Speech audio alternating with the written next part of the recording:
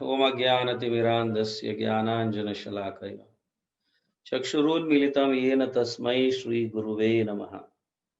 जय श्री कृष्ण चैतन्य प्रभु नित्यानंद श्री अद्वैत गदाधर श्रीवास आदि गौर भक्त वृंद।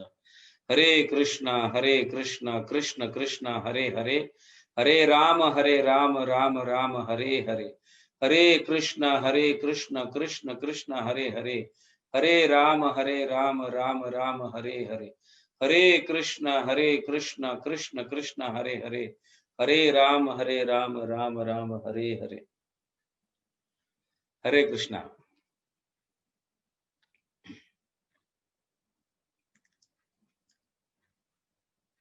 कल हम साधना भक्ति के विषय में चर्चा किए और साधना में भी दो प्रकार है, वैदिक भक्ति और रागानुगा भक्ति। आज एक बड़े सुंदर उदाहरण के साथ कैसे रागानुगा भक्ति और वैदिक भक्ति होती है, या किस तरह से हम किसी भक्त को पहचाने कि ये रागानुगा में स्थित है या वैधि में स्थित है। कभी कभी कुछ भक्त नव भक्त भी जो है बहुत बड़े राग में भक्ति करते हुए दिखाई देते हैं। हो सकता है वो राग में स्थित है, बट पहचानने की एक विधि भी है। तो आज हम बड़ा सुंदर एक साउथ इंडियन ब्राह्मण जिनका नाम बिल्व मंगल ठाकुर है, बिल्व मंगल ठाकुर दक्षिण भारत के ब्राह्मण थे और बड़े सुंदर भक्त। इनका लिखा हुआ ग्रंथ जो है कृष्ण करणामृत, चैतन्य महाप्रभु स्वयं अपने अंतिम लीला के समय जगन्नाथ जी के सामने या इसको पढ़ते थे। आप सोच सकते हो कि जिन भक्तों के ग्रंथों को चैतन्य महाप्रभु पढ़ रहे हैं, जैसे जयदेव गोस्वामी के गीत गोविंद को पढ़ते थे, और बिल्व मंगल ठाकुर के कृष्ण करणामृत को भी पढ़ते थे, ऐसे कालिदास के भी ग्रंथ को भी पढ़ते थे। ये महान आचार्य, महान भक्त हो चुके हैं, ये बहुत उच्च कोटि के भक्त। बट इनकी पहली स्थिति कैसी थी? बिल्व मंगल ठाकुर की वृंदावन जाने से पहले तो बिल्व मंगल ठाकुर एक ब्राह्मण, बट एक वेश्या के प्रति बहुत आकर्षित हुआ करते थे, जिसका नाम चिंतामणि था। वेश्या थी, उसका नाम चिंतामणि था, लेकिन बिल्व मंगल ठाकुर बहुत उसके प्रति आसक्ति, अट्रैक्ट हुआ करते थे और करीबन रेगुलर उसका संग हुआ करता था। उस वेश्या के साथ वो संग किया करते थे। बट एक समय ऐसा आता है कि बहुत बाढ़ आ जाती है, तूफान आ जाता है, बारिश एकदम, और पूरा गांव जो है पानी से भर जाता है। कई लोग डूब के मर भी जाते रहते हैं, कई जानवर मर जाते हैं। और उस दिन जो है इनके पिता का, बिल्व मंगल ठाकुर के पिता का श्राद्ध का दिवस था। श्राद्ध करने जा रहे थे, और ऐसा कहा गया है शास्त्रों में कि श्राद्ध के समय, जब भी श्राद्ध होता है तो उस दिन कोई भी पाप कार्य करना नहीं चाहिए, किसी भी प्रकार का पाप कार्य नहीं करना चाहिए। फिर वो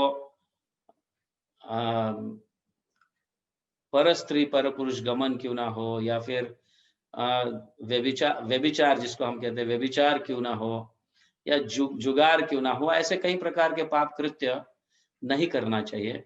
और हर हमेशा कृष्ण का नाम, भगवान का नाम, विष्णु का नाम लेते रहना चाहिए। कम से कम इस दिन तो, जब पितृ को पिंडदान करते रहते हैं, श्राद्ध का दिवस होता है। लेकिन बिल्व मंगल ठाकुर ऐसे समय पे भी उस वेश्या का स्मरण करते थे। तो श्राद्ध हुआ, ये सारा विधि हो गया, और पूरा बाढ़ से भरा हुआ था, बारिश आने के कारण, तूफान और बारिश आने के कारण। और उस समय वो सोच रहा था कि मैं चिंतामणि को मिलने कैसे जाऊं। ध्यायतो विषयान पुंसान संगस्तेषु उपजायते संगात संजायते कामः। ध्यान उस समय भी, ऐसे विधि के समय भी, वो चिंतामणि का ही ध्यान, उस वेश्या का ध्यान करता था। तो आखिर में वो इतना मजबूर हुआ कि जाने के लिए एकदम कूद पड़ा उस पानी में, उस बाढ़ में। और अब जानते हैं जब बाढ़ आ जाता है कैसे पानी बहकर ले जाता है सबको। तो जब तैर रहा था, तैर कर पार कर कर उस पार जाना था, उसके घर जाना था, उस वेश्या का संग करने के लिए। तो बहुत बाढ़ होने के कारण किसी की सहायता चाहता था वो। तो सामने एक उल्टा नाव ऐसा उसे दिखता है, उस नाव की सहायता से वो पार करने का प्रयास करता है, पार कर भी लेता है। काम के कारण अंधा हो जाता है, तो उसे लगता है कि ये नाव है, लेकिन क्या था, एक मृत शरीर था। वो किसी का मरा हुआ शरीर, उसकी सहायता से वो पार करता है। इसे कामांध कहा गया है। काम में व्यक्ति इतना अंधा हो जाता है कि उसे सामने क्या वस्तु है पड़ा हुआ है ये दिखता तक भी नहीं। समझ गया? कई लोग तो इतने कामांध हो जाते हैं कि आसपास कौन है ये दिखता तक भी नहीं है, ऐसे ऐसे कृत्य करने लगते हैं। इसे कामांध कहा गया है, कामांध। तो किसी तरह से प्रयास करते हुए, बड़े तकलीफ में, उस मृत शरीर की सहायता से वो पार करता है और घर पहुंच जाता है। बारिश, बिजली का कड़ाड़, तूफान, ऐसी स्थिति में भी उस वेश्या के घर वो पहुंच जाता है, बिल्व मंगल ठाकुर। और दरवाजा बंद रहता है, बारिश होने के कारण, अंधेरा होने के कारण दरवाजा बंद रहता है। तो कड़ी को कितने बार ठोकता है वो, दरवाजे को ठोकता है, लेकिन कोई वहां पे आता नहीं है, कोई सुना नहीं होगा। इसलिए वो देखता है कि छत पर जाकर, छत के खिड़की से मैं कूद जाऊं। तो छत पर कैसे जाए, तो उस खंबे को एक रस्सी लटकते हुए देखता है वो। बट वो रस्सी जो है वो सांप होता है, और उस सांप को पकड़कर वो चढ़कर ढाबे पे जाता है, ऊपर छत पर, और वहां से खिड़की खोलकर वो अंदर कूद जाता है। तब चिंतामणि देखती है ये आवाज कहां से आया है। तब उस दिशा से दौड़ती है, और उस रूम में देखे तो ये बिल्व मंगल ठाकुर। बड़ा आश्चर्यचकित हो जाती है ये चिंतामणि, और कहने लगती, इतने तूफान में, इतने बाढ़ में तुम पहुंचे कैसे? पहुंचे कैसे? तो सब बता देता है। तो तब पता चलता है कि यहाँ तो सांप लटका हुआ है, और ये सांप को रस्सी समझकर पकड़कर कूद गया, आ गया। आज का दिन तो तुम्हारे पिता का पितृ श्राद्ध है, और ऐसे समय तो ऐसे कोई कृत्य करना भी नहीं चाहिए, सोचना भी नहीं चाहिए। तो आप कैसे पहुंच गए? इतना आसक्ति मेरे प्रति, इस शरीर के प्रति इतना आसक्ति अगर भगवान के लिए आप दिखाए होते, तो साक्षात भगवान प्रकट हो जाते हैं यहाँ पे। ऐसे वो कहने लगती है, मेरा शरीर, ऑफ कोर्स चिंतामणि बहुत सुंदर स्त्री थी, सुंदर नारी, कोई भी उससे आकर्षित हो जाए ऐसी नारी थी, और साथ ही साथ वेश्या थी। बट वेश्या के मुख से भगवान स्वयं बोल रहे हैं। ये कई जगह लिखा गया है कि भगवान बोल रहे हैं उस चिंतामणि के मुख से। कई जगह ऐसा कहा गया है कि उनके पिछले जन्म के गुरु उन्हें कह रहे हैं चिंतामणि के मुख से। ऑफ कोर्स बलराम स्वयं भगवान है और आदि गुरु भी है, तो हम इस तरह मतलब ऐसा सोच सकते हैं कि बलराम स्वयं इस चिंतामणि के मुख से इस बिल्व मंगल ठाकुर को गाइड कर रहे हैं। और जब वो सुनने लगता है, ये चिंतामणि इस तरह से कह रही, मेरा शरीर भले दिखने में बाहर से सुंदर है, लेकिन है तो क्या, ये तो हाड़ मांस का शरीर है, रक्त है, कफ पित्त वायु पूरा गंदगी से भरा हुआ है ये शरीर, और इसके पीछे तुम इतने आसक्त हो जाते हो। इतना अगर भगवान श्री कृष्ण के प्रति आकर्षित हो जाते तो बहुत अच्छा होता, भगवान स्वयं आपके सामने प्रकट हो जाते। ऐसे वो कहने लगती है, कंदर्व कोटि कमनिया विशेष शोभम गोविंदम आदि पुरुषम तम अहम भजामि। हजारों हजारों कंदर्व भगवान श्री कृष्ण के प्रति आकर्षित हो जाते हैं। इतना सुंदर उनका शरीर है, और उनका शरीर कफ पित्त वायु और रक्त और हड्डियों से नहीं बना है, सच्चित आनंद विग्रह है भगवान। ऐसे कई प्रकार के उपदेश चिंतामणि के मुख से सुनने के उपरांत बिल्व मंगल ठाकुर तुरंत झुक जाता है उनका माथा, इतने शर्मीले हो जाते हैं, और वो सोचने लगते हैं भगवान स्वयं इसके मुख से मुझे उपदेश दे रहे हैं, बोल रहे हैं। तो कृष्ण के तरफ मुड़ जाता है ये बिल्व मंगल ठाकुर, और उसके उपरांत हरि हरि कृष्ण कृष्ण गोविंद गोपाल ऐसे नामों का उच्चारण करने लगता है कि भगवान कितने दयालु है।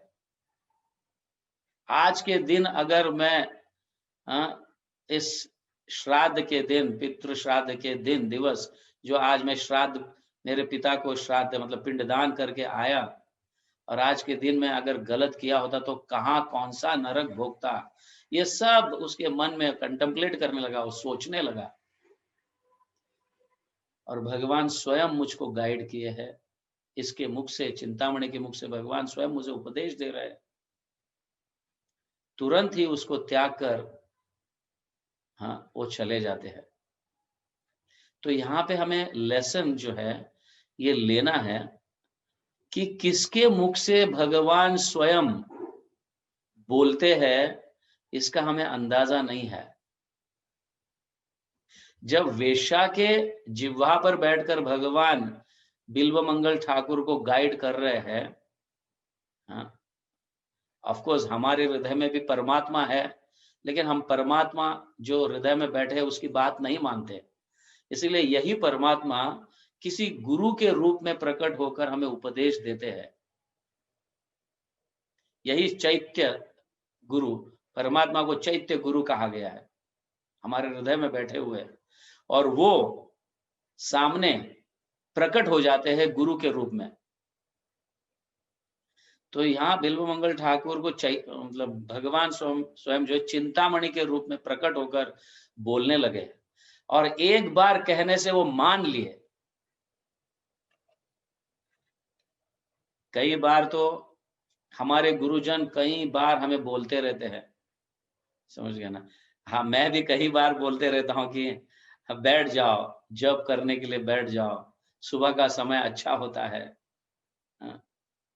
भगवान के नाम का उच्चारण करो, भगवत गीता पढ़ो, भागवतम पढ़ो, साधु संग करो, हाँ, तो हम नहीं सुन सकते, नहीं है ना? तो एक्चुअली जो नहीं सुनते हैं, इतने बार कहने के बाद भी वो वैधि भक्ति में आते हैं। वैधि भक्ति में आते हैं। जो एक बार कहने से सुन लेते हैं, क्योंकि उनके हृदय में श्रद्धा होता है, अटूट श्रद्धा होता है, तो वो रागानुगा भक्ति के मार्ग पर बढ़ रहे हैं। आगे हम बिल्वमंगल ठाकुर के और एक सुंदर घटना देख लेते हैं, सुनेंगे कल, जो प्रूफ कर देता है कि यस, दिस इज रागानुगा भक्ति। ऐसे कृत्य से पहचाना जाएगा कि यह व्यक्ति रागानुगा भक्ति में स्थित है। तो वैधि भक्ति जो करते हैं उनके पीछे लगना पड़ता है। फॉलो रूल्स एंड रेगुलेशंस, व्यभिचार मत करो, जुगार मत खेलो, मांसाहार मत करो, कोई भी व्यसन मत करो, 16 माला रोज जप करो, हो सकता है ब्रह्म मुहूर्त में करो। ऐसे पीछे लगने, जब लगते हैं किसी व्यक्ति के, फिर भी प्रयास तो ऑब्वियसली वो कर रहा है, नहीं होता है, तो वैधि भक्ति। एक बार कहने से हृदय में स्थित हो जाता है, क्योंकि अटूट श्रद्धा उसके हृदय में जागृत हुई है, और वो कई जन्मों से भी होगा। तो ऐसे व्यक्ति रागानुगा भक्ति को बहुत जल्दी अपना सकता है, और उसी मार्ग पर है, रागानुगा भक्ति के मार्ग पर है। कल हम बिल्वमंगल ठाकुर जब हरि हरि गोविंद गोविंद गोपाल कृष्ण इस तरह से नाम पुकारते पुकारते वृंदावन के तरफ जाते हैं, तो कौन सी घटना घटी है जिसके कारण बिल्वमंगल ठाकुर रागानुगा भक्ति में स्थित है, इसकी चर्चा हम कल कर लेते हैं। बट कभी कभी प्रश्न उठता है कि बिल्वमंगल ठाकुर इतने अच्छे भक्त होते हुए भी ऐसे वेश्या के पीछे कैसे पड़े, वेश्या का संग कैसे कर रहे थे, ऐसा एक प्रश्न उठता है।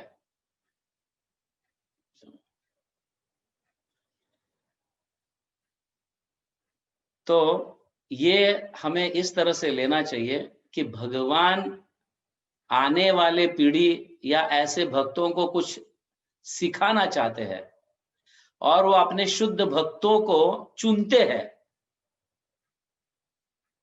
अपने शुद्ध भक्तों को ऐसे कृत्य करने के लिए चुनते हैं, टू सेट द स्टैंडर्ड्स। क्योंकि ऐसे महान भक्त जो है, जब ऐसा कोई कृत्य करते हैं या भगवान कराते हैं उनसे, तो ऐसा चांस है ना कि हो सकता है कि इसका बदनाम हो जाएगा। कोई भी अच्छा भक्त किसी वेश्या का संग करता है तो नेचुरली उसका बदनाम हो जाता है, लोग उसके ऊपर थूकने लगते हैं, अनेक प्रकार के शब्द या निंदा करने लगते हैं। भक्त को दुख तो होता होगा ना, है कि नहीं? दुख तो होता होगा, क्या कह रहे मेरे बारे में लोग, अब कैसे मैं उनको मुंह दिखाऊं। बट जो शुद्ध भक्त होते हैं और भगवान पर निर्भर रहते हैं, उन्हें इसका कोई चिंता नहीं, इसकी पड़ी नहीं रहती है, अपने नाम की कभी पड़ी नहीं रहती हो, क्योंकि भगवान उनसे वो कार्य करवा रहे हैं। ये भी एक रागानुगा की स्थिति है कि उन्हें अपने नाम का पड़ा नहीं है। नेचुरली हम जैसे भक्त ऐसा कुछ कृत्य करेंगे तो हम तो आत्महत्या कर लेंगे, या फिर किसी के मुंह दिखाने के लायक नहीं रहेंगे, कहीं दूर चले जाएंगे, कोई मतलब सारे समाज से कहो या मनुष्य जाति से कहो, है कि नहीं? ऐसा एक डर बैठा रहता है। तो शुद्ध भक्तों को इसकी कोई चिंता नहीं रहती, क्योंकि वो भगवान के माध्यम से किए हुए, और आने वाले लोगों को सिखाने के लिए भगवान अपने शुद्ध भक्तों को चुनते हैं।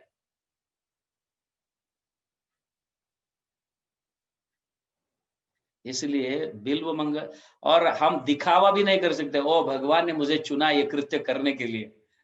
कभी कभी ऐसा होता है, भगवान ने मुझे चुना ये कृत्य करने के लिए, और अपने इंद्र तृप्ति के लिए हम करते भी है। और उदाहरण भी देते हैं, कई इतिहास में उदाहरण भी देते हैं, ऐसे ऐसे हुआ है, तो हमने किया तो क्या हुआ।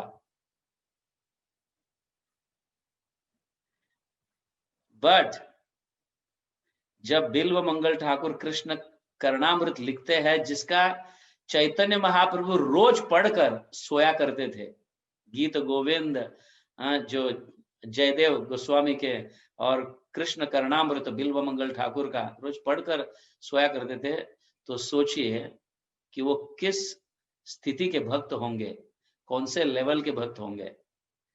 इसलिए हम इमिटेट नहीं कर सकते ऐसे भक्तों का।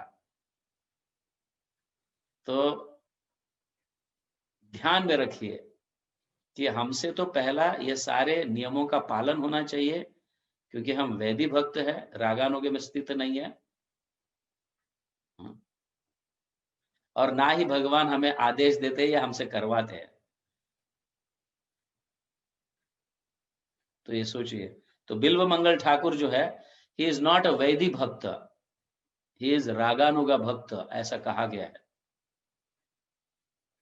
आगे और भी प्रूफ हो रहा है, जिसकी चर्चा हम कल कर लेते हैं। बहुत सुंदर ये लीला है।